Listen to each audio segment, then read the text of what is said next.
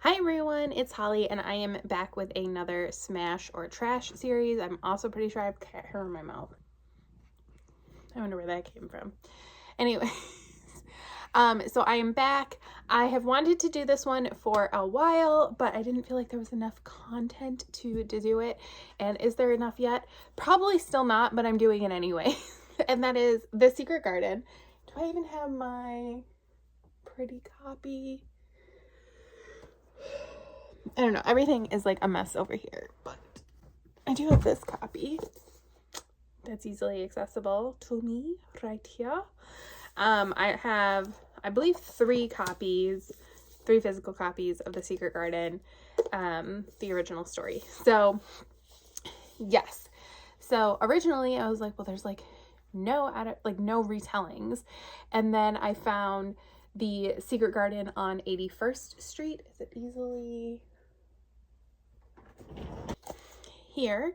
And then this actually happened to be at my Target. They were doing like a buy two get one free or something for like Black Friday last year, and I knew I wanted to do this one, so I picked it up. This is like a middle grade graphic novel. And then this year in March, so next month, I'm starting this in February, is another novel coming out. It's called A Bit of Earth. And the minute I saw it on a list, I was like, is that a Secret Garden retelling? And it is. I'm so excited. So yes. So The Secret Garden, if you didn't know, I think I have a whole book memories video on it. I used to do that all the time, talking about like different books throughout my life. And I always say this is my favorite book because I just feel like it's safe to say a classic is like your favorite. I did see the 1993 version before I ever read this. And then I read the book as I got older, and I've read it several times. As of right now, I will tell you that the 1993 version is my favorite of all the versions I have seen. My plan for this is to rewatch the 1993 version, and then I'm going to try to get the one from like, I think it's 89 or 88. That one has Colin Firth in it briefly, which is interesting because one recently came out in the last couple of years and Colin Firth is also in it. I think he might play Archibald Craven. So that's interesting. So yes, I do plan on watching those three. There are tons of adaptations out there. It's just there's not a ton of retellings. So yes, we'll do the two retellings and the adaptations. I don't know how I'm going to talk about this one. I don't know. For me, The Secret Garden is just a comfort read. It's a lot of things I really like. I've mentioned this before in videos that Mary Lennox, the protagonist here, she and I have a lot in common, even though she's a 10-year-old. Like they sing the song when she like leaves India, when her parents pass away and returns to England. Actually, she might have been born in India, I'm not sure. They sang Mistress Mary, quite contrary, how does your garden grow? With silver bells and cockle shells and marigolds all in a row.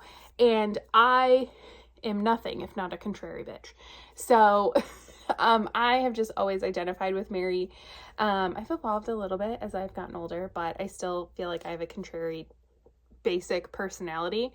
And Mary is a difficult person, but she's also 10 and she's been through a lot. She can be a real brat and really rude. But I really enjoy her journey. I love all of like the side characters in here. Like I love Martha. I love Dickens. I think that there's like kind of an ominous vibe sometimes in here.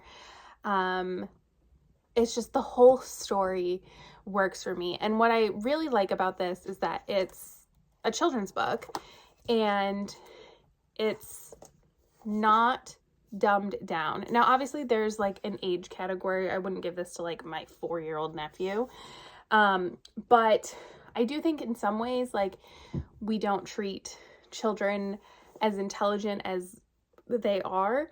I think young children can understand stuff like this. Even if they can't read it, you could read it to them. I've always said that if I ever have a child, I plan on taking this book to the hospital with me, and this will be the first thing I read to them. Obviously they wouldn't understand it as a newborn, but as somebody who grew up having their parents, especially their mother, read to them, my mom never read down to me. She read Alice in Wonderland to me as a child, which again is a lot of people would consider that children's fiction. Obviously it's like, can be very complex, and that was like my favorite book as a kid. I still love Alice. I love the like whimsical nonsense world of it and everything. But like my mom read The Hobbit to me when I was very young. And again, The Hobbit is kind of a children's book. That's why he wrote it. But I still think that like we don't really write books like this for kids anymore, and I think we should. And I did actually give a copy of this to my nephew when he was born. And I wrote him like a little note and everything. I don't know if my brother and sister-in-law kept it or not, but I did do that. I have a couple books I like to give to kids in my life. It's usually this, and A Wrinkle in Time is another one. Especially girls, I like to give A Wrinkle in Time too. Because that was a book that had a really big impact on me in my youth. I think I have a book memories on that. Anyways, but yes, so for me, a lot of this book is Mary as a character. I think this is a lot like Emma in that Mary is a difficult character to write, because she's very easy to dislike. So you have to like walk this line. I'm very curious to see what happens in these other books, like what they take out of it. Is it like a magical, mystical garden that helps bring healing, like emotional and like psychological healing to characters? Is it because really so many people go through stuff here through Mary's arrival, and through discovering the garden and caring for the garden. You have Mary's journey, you have Colin's journey, you have Archibald Craven's journey. You have so many people, and so I'm curious to see what happens with this one, and then A Bit of Earth as well. I can't remember if A Bit of Earth, Murphy, come on, if it's Indian. I don't think it is. I think it might be like a Middle Eastern retelling, so I think that'll be interesting as well, because there is some discussion to be had maybe about this, and it's beginning and it's commentary maybe on the English occupation in India and everything. I think A Little Princess does that a little bit more than The Secret Garden does, but I think that bothers a lot of people about this. So maybe that kind of conversation will happen in this and in A Bit of Earth. I don't know. Anyways, I'm just rambling. But yes, so let's get into it, because this is probably what we're going to read next.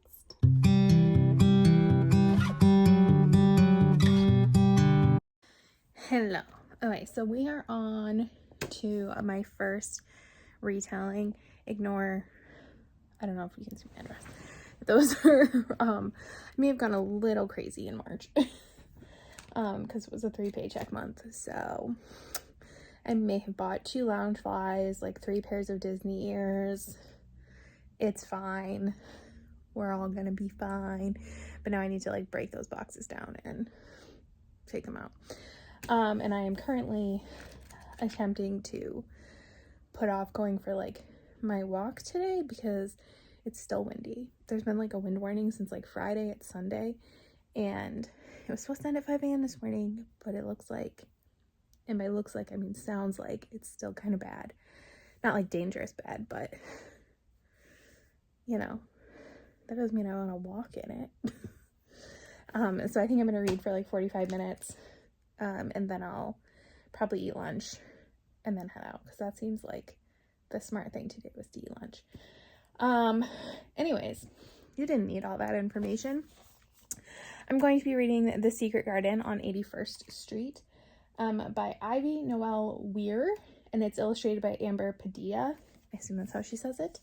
That's the only pronunciation I have ever known. So yes, it is, I believe this is classified as middle grade. Like, those look like middle grade age children. And this takes place in New York City, I think. It's a retelling of The Secret Garden, and it is a graphic novel. Oh, interesting. So I think not this author and illustrator, but the publisher, which is Little Brown, because they say don't miss Meg, Jo, Beth, and Amy. So they must be doing a bunch of like reimaginings.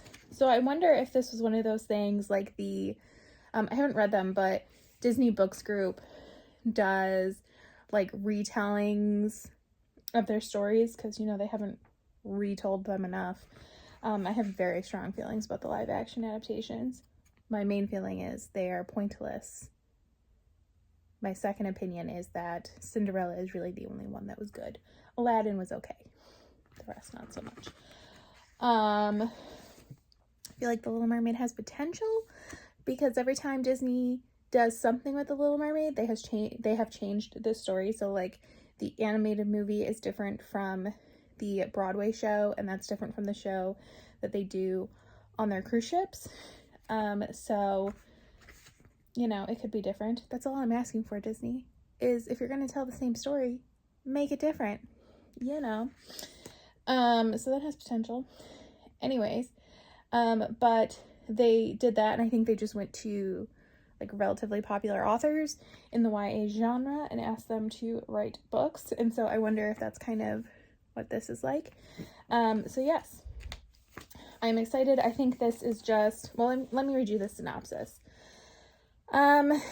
Video games and tech are loner Mary Lennox's main source of entertainment and friends in her Silicon Valley home. But when her parents are killed in a tragic accident, Mary's life is uprooted to New York City to live with an uncle who she barely knows, and to her surprise, keeps a gadget-free home. Oh, that's interesting. Okay. Looking for comfort in this strange new reality, Mary discovers an abandoned rooftop garden and an even bigger secret in an upstairs bedroom, her cousin Colin, who struggles with anxiety. Oh, that's an interesting spin on Colin. With Colin's help and that of a new friend named Dickon, Mary works to restore the garden to its former glory, while also learning to grieve, build real friendships, and nurture growth both in nature and herself. So, yes, I like the idea of Colin being anxious. Okay, let me read this. I'll update you when I'm done, if that takes 45 minutes, but I feel like it will be longer than that to finish this, or when my 45 minutes are up. Okay, that was almost exactly 45 minutes.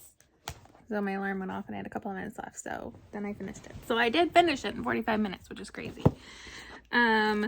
So I actually ended up tabbing a couple of things.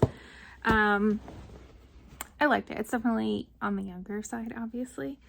So like the first thing I tabbed was something Mrs. Medlock says pretty early on, which I think this encapsulates a lot of both Mary and Colin, well, and even Mr. Craven's behavior in general in the original and in this one. But I was also like, I feel like it might be a little heavy-handed, but it's a middle grade book, you know. But she says, I know, so Mary is saying that she's like not sad that her parents are gone, because she didn't really have a relationship with them. And she says, I know you're feeling a lot of grief right now, no matter if you say otherwise. And when you lose someone, you often feel angry, but you need to be careful. Anger is easy to hold on to and even easier to use to drive people away. This attitude won't get you far. Which I think is true, and I think is a huge part of this story, like in general. So this was Mary goes to a bodega. Well, she meets a cat and then ends up at the bodega. It's a bodega cat. I follow Bodega Cats on Twitter. I'm not on Twitter very often anymore, but I like a good Bodega Cat. And the Bodega Cat's name is Robin, and is very much so the Robin character from the story, which is cute. And then, oh, this is Dickon. So this is after he meets Colin, and he's talking to Colin, and Colin is like apologizing for being himself, and Dickon says, no worries, do what you need to do. And then Colin says, it's just embarrassing that I can't enjoy things and just be normal. And Dickon says, I just am not a fan of that word. Who's to say what's normal? We are who we are, and to be honest, I think all three of us are a bunch of weirdos. And can I just say, I think in reading this, I think my nice guy, nice boy love comes from Dickon. Because Dickon is one of my favorite characters in the original Secret Garden. And 100% ship Mary and Dickon, even though they're like 10 and 12. In my head, like 10 years later, they totally get married. But Dickon is just such a nice boy. Oh my gosh, he's such a sweetheart. I love him. And then I guess this is a spoiler, maybe, but it's in the original too. So at the end, Colin and his dad kind of like reconnect. I'm assuming you know the story of The Secret Garden if you're watching this. You've at least seen the movies from like 1993, because who hasn't seen that? It's a classic. And Mary runs away, and then they're like, no, Mary, what's going on? And she's mad, and she's like, now that you two have your real family back, you won't want me anymore, and I don't have any family at all. And they're talking about sending her off to a boarding school, which I think is discussed in the original one as well, and stuff. And so the ending is a little abrupt, which I feel like it was in the original too. I can't remember. It's been a couple of years. But I was really glad that they added that scene, because I feel like there was a lot of Mary not being kind of bratty, and I was a little upset. And even Colin wasn't particularly, oh, there's Robin.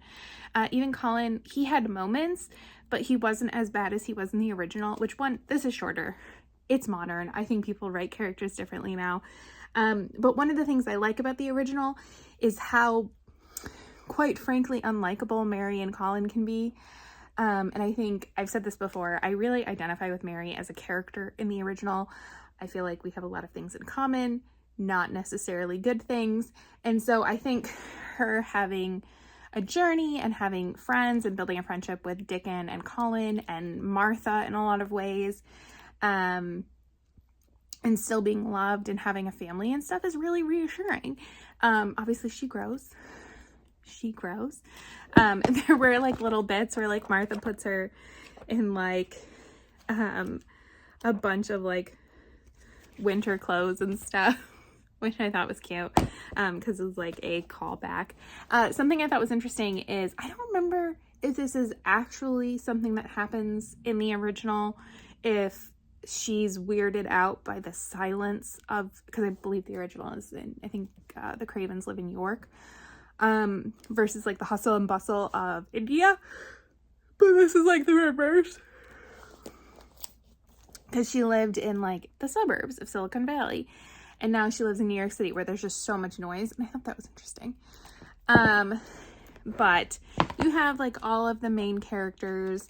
I thought that Ivy Noel Weir did a really good job of making this for this age group, even though the original is for children and is a children's book. Children's fiction isn't written the same way it used to be written. I may have talked about this before and how it kind of bothers me that it's not written the same way, but you know, but it's a good version. This book is so heavy because like the paper is very thick, because it's good quality paper for like the artwork and stuff, and it's all color. So actually I think $13 for this is probably a good deal. And the illustrations are very good, by Amber Padilla. So yes, it is very much so The Secret Garden, but upgraded. You have obviously like diversity in characters. Colin has 2 dads. Well, one of his dads died. But he has 2 dads, so you have stuff like that, which I think it's just very nice, like easy, like what I call it is just like subtle diversity where it's not even a thing. Nobody even thinks about it. Like, I think it's Ben, who in this, he's not a gardener in here. Well, he is a gardener, but not for the Cravens. Instead, he works at the bodega. I think he is the one who tells Mary that Mr. Craven was married and lost his husband. And it's just like, throw it out there. It's a non-issue. And I think I've talked about this before. I understand the need for stories that confront certain issues in society and have like difficult conversations, but I'm a huge fan of just like putting diversity and stuff and it just being there and it just being normalized, and that being, especially hot take, I know this is a controversial subject, but in something like this for kids, because like then it's not abnormal, you know?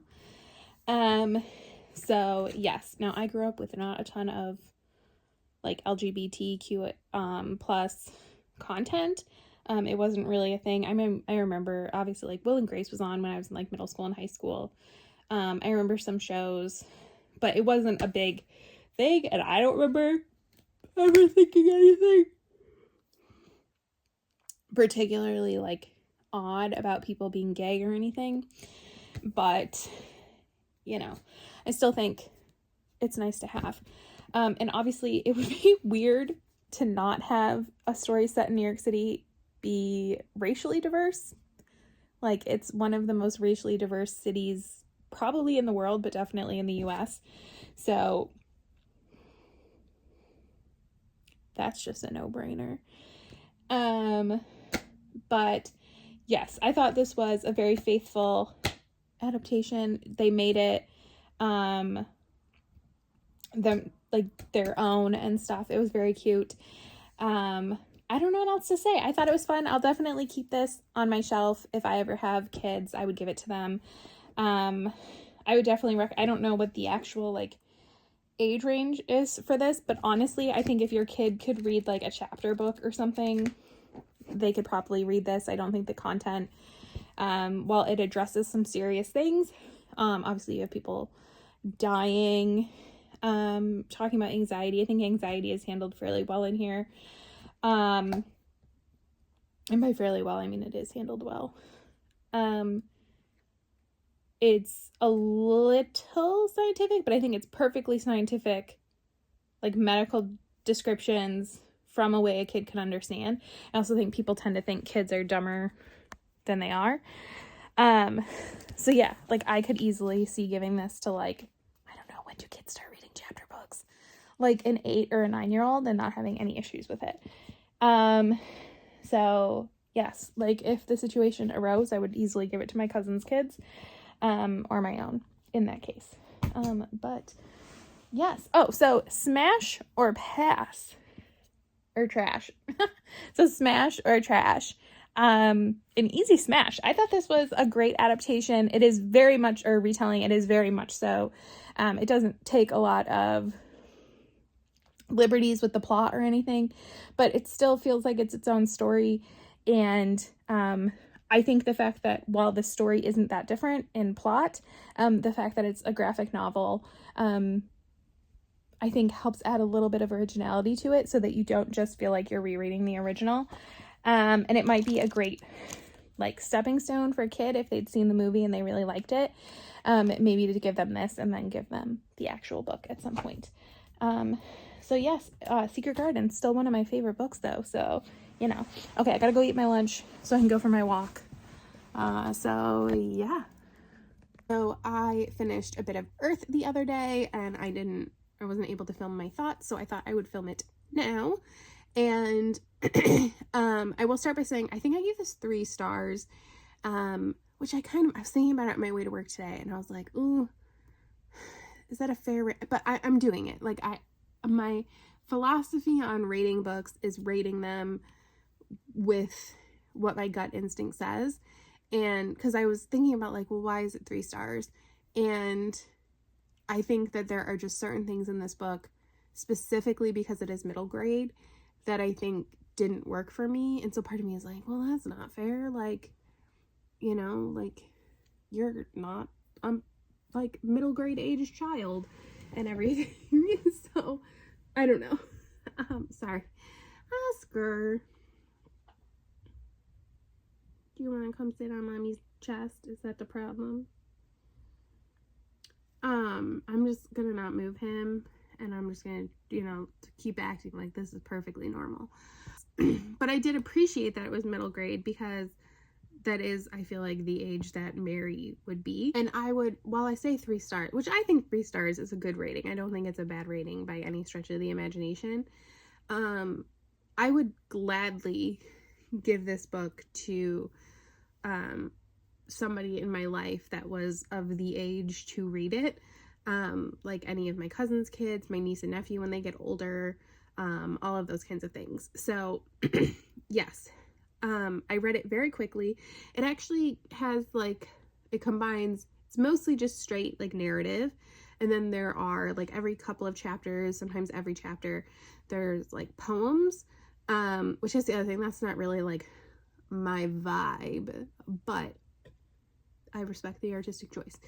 I also, for some reason, is it too far away? Yeah, I'm not gonna pick it up. For some reason, in my head, this was gonna, like, from the cover, I like thought this was gonna be like a fantasy novel. I don't know who I thought I was kidding. I've read the synopsis to this. It is obviously taking place in our world. I don't know what I was thinking. So I was so confused when she was like taught, like the book opens and her name is Maria here. I think it's actually like Maria. It's like slightly different accent, because it's one thing that she like gets really mad about, is how people say her name, is in an airport, and she's talking about airports and stuff, and I was like, what? And then I was like, that makes sense, Holly, don't be stupid. So yes, she lost her parents. Here it seems like her parents were like kind of in her life and kind of not in her life. It's like a balance, I feel like, between some other adaptations and retellings and the original. Like her parents, I think, traveled for work a lot. She's biracial. I'm not sure I ever fully understood all of her family. I think she's like Pakistani and Bangladeshi. I've never actually thought about that before. I'll have to look that up. So yes, but she's traveled all over the place, lived in numerous different countries. Then her parents die, and she gets kind of shuttled between different family members, and then like nobody wants her, and she ends up through a series of events with a college friend of her parents, which are the Cravens, and Mr. Craven, I don't think his name is Archibald, but I can't remember what his name is in the book. It's not Archibald, is like always busy working, and his wife Lindsay is the one who kind of like picks up Maria and brings her home and everything. And then her mother-in-law, like Mrs. Craven Sr., is there, but Lindsay is like the second wife after the first wife died. Colin is not a secret, which I actually kind of liked that choice. He's away at music school. He does come home eventually. He's still like a ornery, mean kid. No like illnesses or anything. He's just sort of, I don't want to like do too much spoilery stuff here. So you have a garden, you have some, instead of having like Dickon or anything, like I kind of liked what she did. You had some characters that were kind of like one-to-one. I think Lindsay was supposed to be kind of like a Mrs. Medlock meets Martha, but she was really her own character, her own person. And then there was like some neighborhood kids, and I think they kind of fill the role of Dickon, but they're brother and sister, Mimi and Rick, I think was the boy's name, Rick. And like Mimi especially just like wants to befriend Maria and is like, let's hang out, like, woo, and everything. And the story, it's not first person, is it? Wow, I like never remember that apparently, but it's definitely told from like Maria's point of view, like her perspective, whether it's first person or third person. And she is an angry little girl, and she's very aware of it. She's very aware, and she knows what she's doing, and she pushes people's buttons. She's also very aware of how people view her, or how she thinks people view her, and she almost wants to push them away. And I think Mary in the original is the same way, but because of how the book is written and also how just fiction was written then, you're not like in her head to get that thought process. And I really appreciated getting that with Maria. And I think,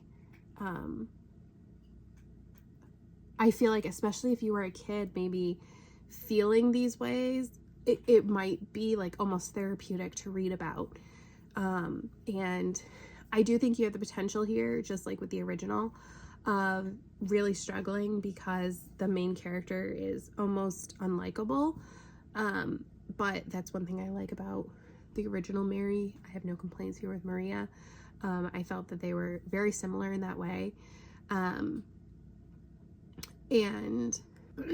I just really liked it. I liked what she did with those characters, like that character, and showing it from like a slightly different perspective, but still clearly being influenced by the original Mary. There are a lot of moments that are very similar to the original where you can clearly tell there's an inspiration. You can tell, what is her, yeah, why did I think, I mean, I think it's just because like the colors or something gave me like a fantasy vibe. I don't know. I had read the synopsis. Karuna Riazi. You can tell that she loved The Secret Garden. Like, I would guess that she read it as a child. It had an impact on her, and she took that story and wrote it from like a perspective that is closer to her own. Since you have like a Muslim main character, she's coming to America. So you have like those layers too. But it is just, oh, I'm reading the bio and it says, while she was teaching, one of her 8th grade students asked, if you're ever going to retell a story with a South Asian or Muslim heroine, could you make it The Secret Garden? This mirrored her own desire to honor the classic and all it meant to her, while also exploring the rich South Asian heritage that is part of its legacy. She says, I think this only furthers The Secret Garden's message of healing from loss, embracing a found family and friendship, and blooming into your own bright and beautiful potential. Hard agree, Karuna. Hard agree. And so you just have these like little bits that she puts in of Maria's like culture, her background, all these different places she's been, talking about food. Lindsay is a food writer and makes food, and that's kind of like a running thing that they kind of talk about and slowly like bond over. I actually really liked Lindsay as a character, and I really wish I could know more about her and her husband. It actually made me really think about kind of wanting somebody to retell The Secret Garden, but maybe from a different perspective. So maybe from Craven's perspective, or from like Martha's perspective, or from Dickon's perspective, because like I just feel like that might be an interesting story. Yes, but I really liked this version. I think, spoiler alert, I think this is, not that I've read a ton of retellings, I've only read 2 at this point. This is, and the other one was very good too, and that was another modern one. I think this one is better. That was also a graphic novel, and I'm just less of a graphic novel-y person, but I think this was the better one.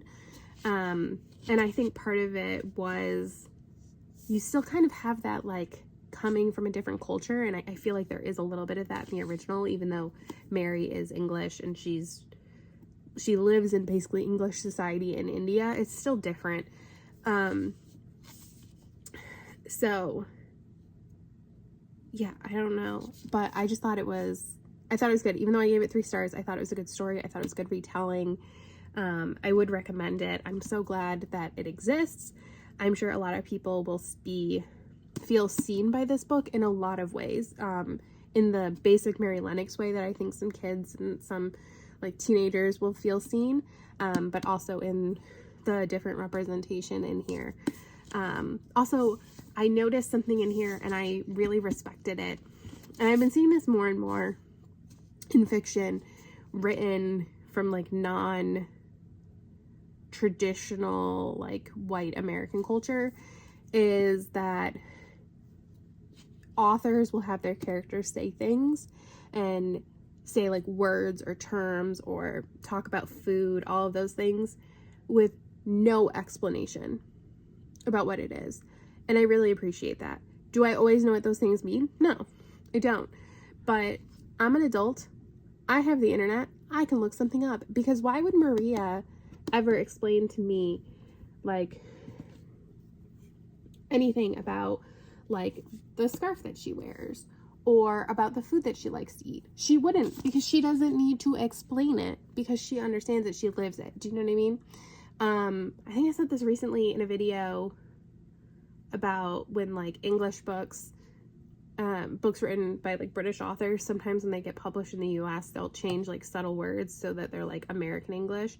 But I always think it's weird, especially if they take place in England, like why would you change, like if you call an elevator a lift, why wouldn't you call it a lift in the book? You know what I mean? It's like that thing, but even more extreme. So I've read some Jewish romances and stuff that do the same thing, and I just really appreciate that. And I think I understand the desire maybe to explain, to like teach your readers, but I don't think you have to, and I don't think authors should feel required to do that. So yes. So oh, did I hit you in the face? I'm sorry. So smash or trash? We're gonna say smash. I feel like it was good. I feel like this whole King Caboodle was good. So yes, happy. I've been filming this video for like a year. So happy with it. Let me cuddle with this little bean. Well, I mean, we can't cuddle for long, honey. I'm hungry. I need to eat my dinner. But we'll have a little bit of cuddle time, okay?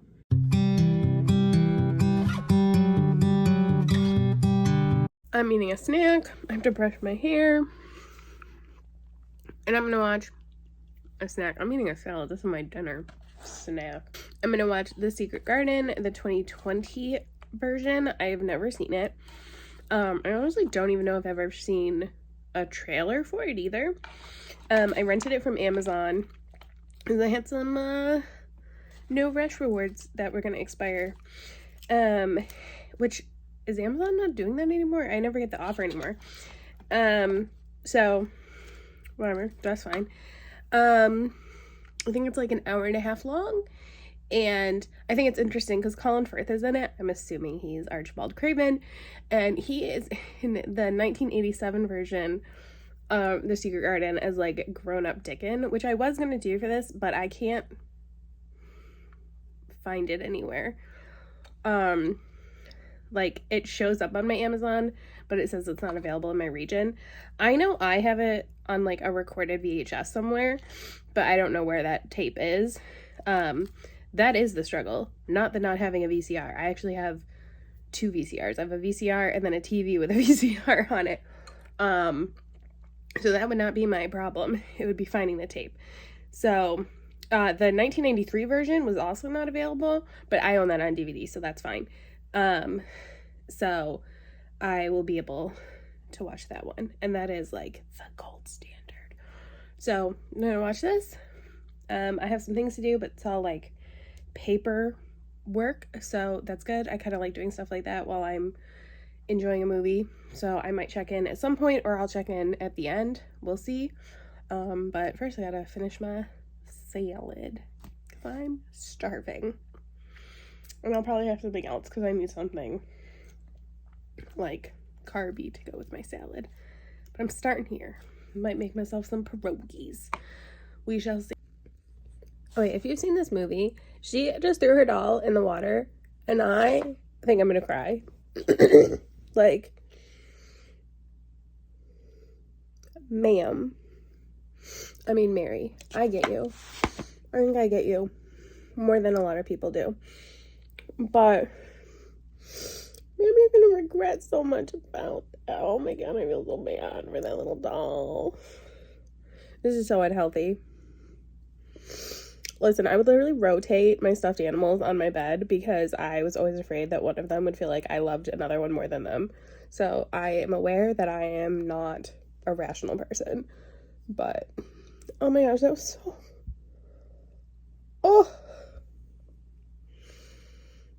So hard. Alright. I'm done. I am now joined by a cat. He plopped himself down here like 2 minutes ago. So I did finish it. So it was a movie. I didn't love it. Like as a movie. So we're just gonna talk about it as a movie right now, not as like a retelling of the. We're gonna talk a little bit about. I don't know. No consistency here. How do I say this? Now, I am fully aware that there is probably... Oops, sorry, Oscar, didn't mean to startle you. I'm aware that I probably have a 1993 Secret Garden bias. I 100% own that. Because I do think it's the perfect retelling, or yeah, adaptation. There were some things in this movie that were like creative choices that I didn't like. So, like, one of them was the, like, CGI-ishness of it. Like, I get it, and I think this is just something that we're just gonna have to come to terms with existing in film now, but, like, I don't like it. Like, no. It just feels like it doesn't look real, and, like, I think to some extent they were probably trying to go for that from, like, a magical perspective, but it did not work for me. And then, relatedly, with the garden, it felt like, sorry, you can see, like, my notebook here. Garden wasn't dead. There was also times where, like, the garden would do things, and I'm pretty sure it was just supposed to be, like, kind of metaphorical and not actually happening. But, like, I didn't like those choices, like, directorially, I guess. But I am a fan of a dead garden. Or, like, not a dead garden. You know, in the 1993 version, when Dickon cuts open the plant and shows her that it's green inside, and so it still has a chance at living, which I do think is in the movie, or is in the book. Like, that part... like that concept, them like working to bring the garden back, like that's what I love about the Secret Garden. Is it, this is so hard to like explain, I feel like. It's Mary and Dickon and then eventually Colin working on the garden, and to me a huge part of this story is this magical element part. This, is it magic or is it not magic? And I believe personally in the book and like in the 1993 version, you don't know if there's magic or if it's just happening. And because you're seeing this story through the eyes of children, does it appear magic? But here I feel like we were kind of told like there is magic, and maybe that wasn't what they were going for, but that was what I picked up. And so to me, a huge part of it is like the magic you make in the world. And it's kind of like a Little Princess, which I like. I haven't read that book in forever, but the movie is superior. But like, Sarah creates magic. Like, just with her imagination, and like there is just something so pure there, and I feel like this movie is missing that because it didn't leave it kind of to your imagination whether or not things were magic. And like in my opinion, in The Secret Garden, it is magic. There is magic, but there's also you doing things. Like Colin gets better because he works, like because he goes outside, he gets fresh air, he gets what he needs in reality. And because like, yeah, he's probably really weak because he lays in bed all the time. And then he goes out and he exercises. And that's not the solution to every problem in the world, but that is the solution for Colin when he has nothing wrong with him. And so you don't get that here. You get it like a smidge. They do it like a smidge with it. I also like, there were character changes that they made, like not character, but like I felt that they wrote characters. I thought the acting was perfectly fine in this movie. They also said it in the 40s, which is fine, but like, why? Like, it's not bad to set it in the 40s, but I just don't understand why they did. Like, it didn't add anything to the story either. Oh, before I get to the characters, because this is sort of character adjacent, potential spoilers. They do this whole storyline with the moms. So Colin and Mary's mom. And I actually don't know in the book what the relationship is. I think sometimes Mary's mom is Craven's sister, and sometimes people seem to interpret Colin and Mary's moms as sisters. So here, Colin and Mary's moms are twins, and so there's like a whole bit with that. And I didn't love it, but I did in some ways. I don't know. It kind of gives Mary this closure for her mom, and we're like, she, again, spoilers. So if you don't want to know, don't watch this. Where she's just depressed after her sister dies. And then that's not what kills her. She ends up, I'm assuming she still dies from cholera. I don't know. But what are you looking at? But she just becomes incredibly depressed when she loses her sister. And so she becomes a distant mom. And so Mary has this closure when she finds that out and knows that, like, she starts to understand what happened with her mom, right? Which I appreciated. But at the same time, there's something to be said about, like, Mary's parents just being distant, crappy parents and just having to deal with that and grow past that and building your own home, your own family. And I think in a lot of ways, like, Craven becomes a parent, like a parent figure. Colin obviously becomes a brother. And to me, like, Mrs. Medlock is kind of like a mom or an aunt. And Martha is like a big sister. And I feel like you kind of lose that here. I never saw, so, okay, now we'll go into the character changes. I never viewed Medlock as like a cruel woman. And I think in here she kind of comes across cruel. Like the way they wrote her. I mean, like, Maggie Smith is a genius. So, like, again, it's hard to compare the 1993 versions. But then I saw it was Molly Weasley, and I was like, oh, well, this is gonna be great. Except, no, I did not like her at all. She felt flat, one-dimensional, and I think that Medlock is really more than that. And I felt that way about a lot of the characters. So, like, Martha, and again, I don't think the actors did a bad job with what they were given. I just think they weren't given great material to work with. There's, like, little moments where I think the actress playing Martha tried to show some depth in her character, but I don't think she had a lot of opportunities to do that. Because I think she kind of just comes across as a little cruel. Not like Medlock, but like just like too busy, which I understand. And there is a rudeness.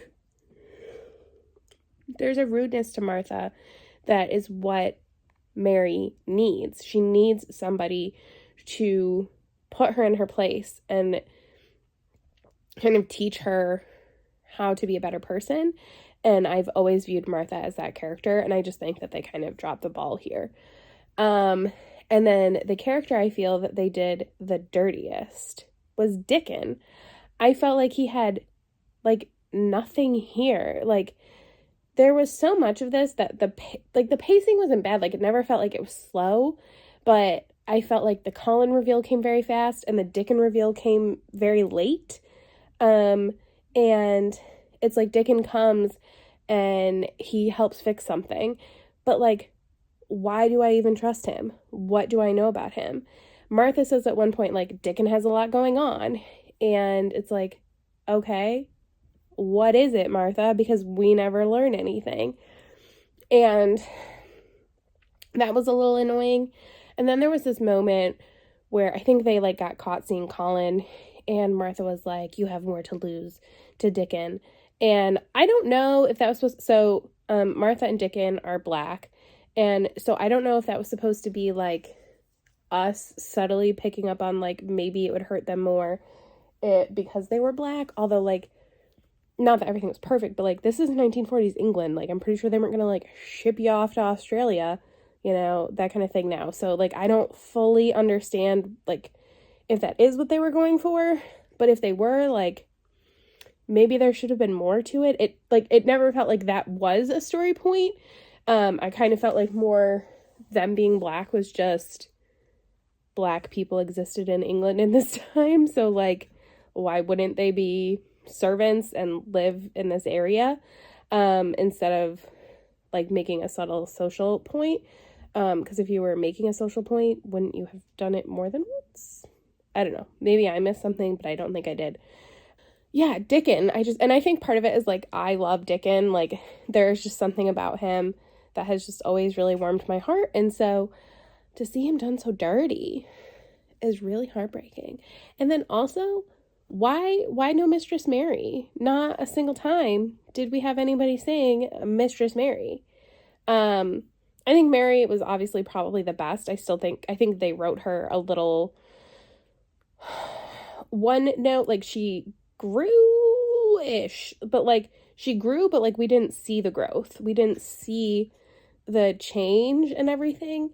And I feel like we also kind of gave maybe a little more excuse to her behavior. And to me, like, yes, part of the reason Mary is the way she is because of her neglectful parents.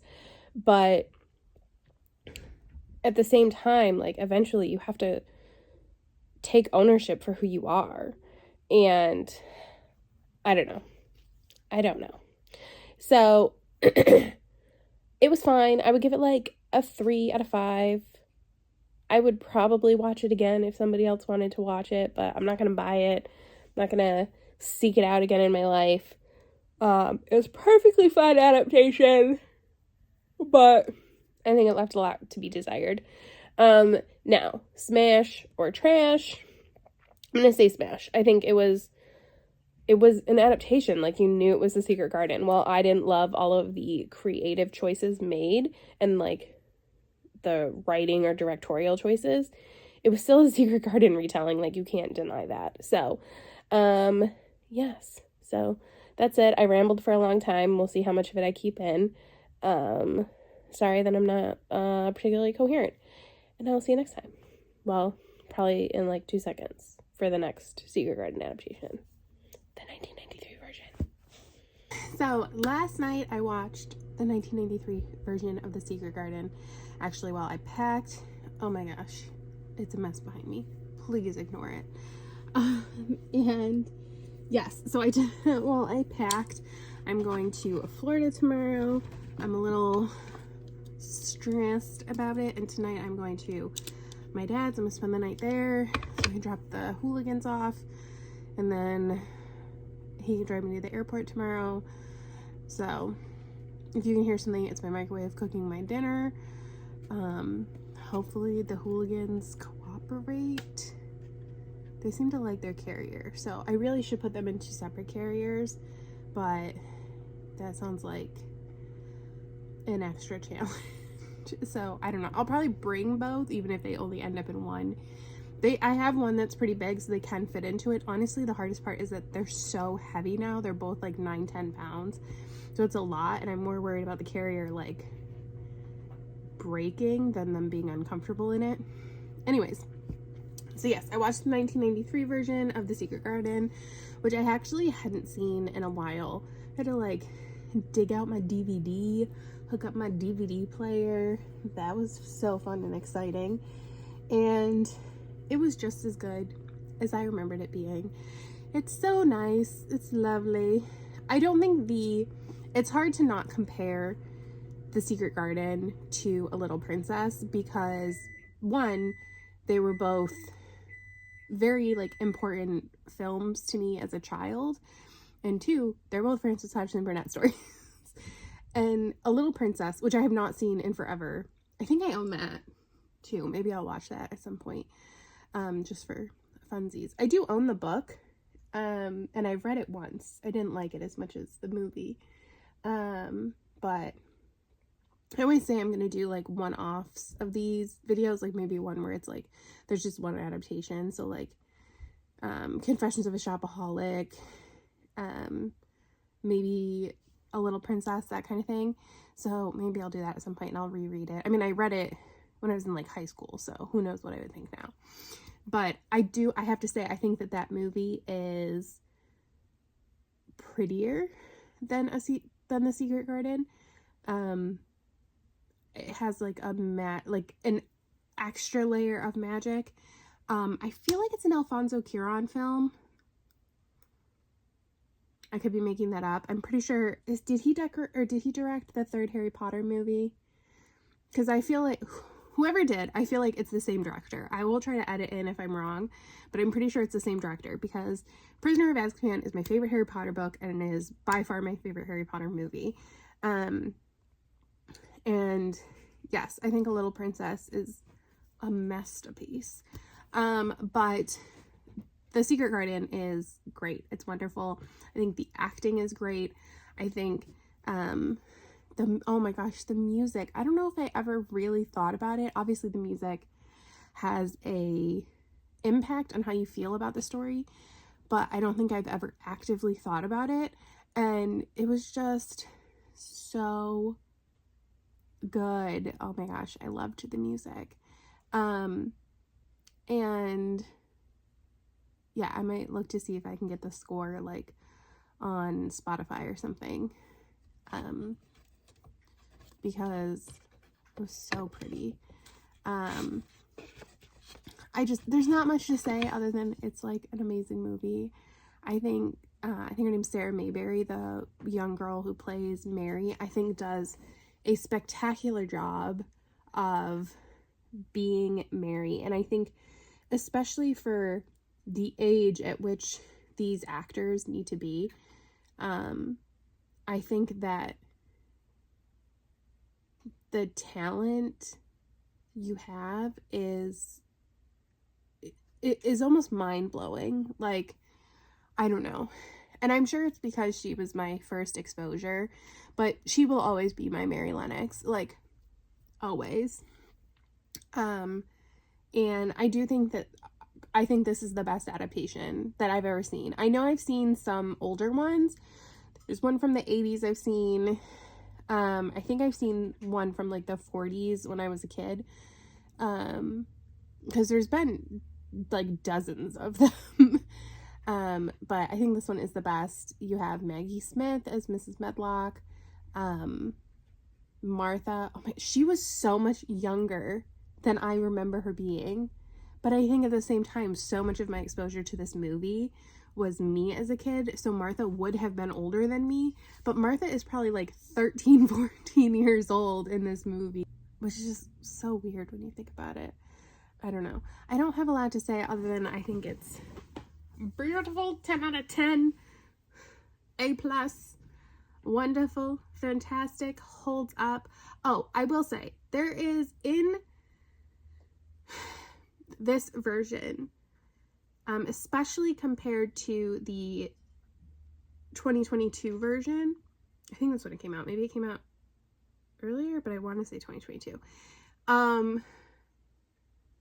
Maybe it's 2020. I don't know. Anyways, time is a blur. They do not shy away from Mary's parents basically being bad parents, like being absent parents, not like bad in that they like abuse Mary or anything, but just like neglectful absent parents, which I think a lot of parents were like, you know, especially in like the upper crust of society, you weren't really expected to be a parent and everything. And that is something I have always, it's weird to say, but like liked about this story. And that is how I read Mary's parents. Again, maybe I'm influenced by this film, is that she is neglected, and that is a portion of why she is the way that she is. And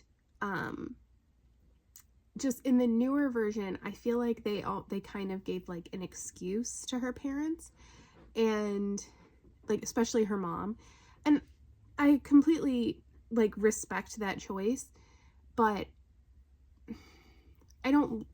there's just something I feel like missing when you do that. And I don't know if it's because they wanted to do something different, if they felt uncomfortable just making her parents like bad people, if they wanted to kind of give a different type of excuse for Mary's behavior. And I do think Mary's behavior is partially influenced by her parents and the way that they've raised her, by one, not being there, two, being like more like higher social status, three, being raised in another country where, in addition to being like maybe a little higher status as they would be in England, being on like an extra higher status because they're in a colony. So there's this perception that the English are better than the native Indians and stuff. And that creates a certain type of, it can create a certain type of person, a certain type of personality. But I also think Mary is Mary. I think there's some of it that's just her personality. That is just who she is. And that's one thing I've always really liked about Mary, is that yes, she needs to grow up. She needs to learn maybe how to respect people, how to care about other people, how to think about the world around her, how to heal from her past. But she can also still be a strong, independent, I call my niece, she's 2. We say she's a strong, independent woman. And today at work I said that. I said, she is just a strong, independent woman, and that is probably going to backfire at some point, because she just has a lot of opinions on how she should be treated. And I am 90% proud and think that's amazing, and I think it'll give her a lot of great things in life. And 10% a little afraid of what's going to happen. Like, she might get herself into some trouble. But, and I think Mary has that to some extent, you know, like she's going to stand up for herself, and I think that's important. And I think it's also important, I think one of the reasons that this book has always resonated with me is, I think I've said this before, I see a lot of myself in Mary. I find myself, especially in my like younger years, to have been a very difficult person, to have a difficult personality, to be a very contrary person, and to basically, as somebody who felt like maybe they're hard to like, let alone love, because of that. And there are lines where like some things you need to grow, you need to change, you need to learn how to adapt and fit in. But there's also just the part about being yourself, Oscar, and embracing that and finding the people who like you for you. And I think that there's something there, and like that's why Mary is able to kind of influence Colin. Like, if she wasn't herself, if she wasn't this headstrong, obstinate girl, she would never have treated Colin the way she does, and then he probably would have never had the life he had, because he just had people basically falling all over themselves to cater to him and to humor his illnesses and everything. I hope that makes sense. I don't know. So that was a lot for saying I had nothing to say. So we'll just wrap it up and say smash or trash. Obviously a smash. I think this is the best Secret Garden adaptation. If you've never seen it, I highly recommend watching it. So those are all of my thoughts. You know them. I don't even know them yet. I'm filming this right after I film the intro on the Secret Garden retellings and adaptations. Thank you so much for watching. I'm hoping to do a few more smash or trash videos this year. I have a couple planned that I'm pretty excited about. So stay tuned for those. And if you know of any other Secret Garden retellings especially, please let me know so I can seek them out. And I will see you next time. Bye!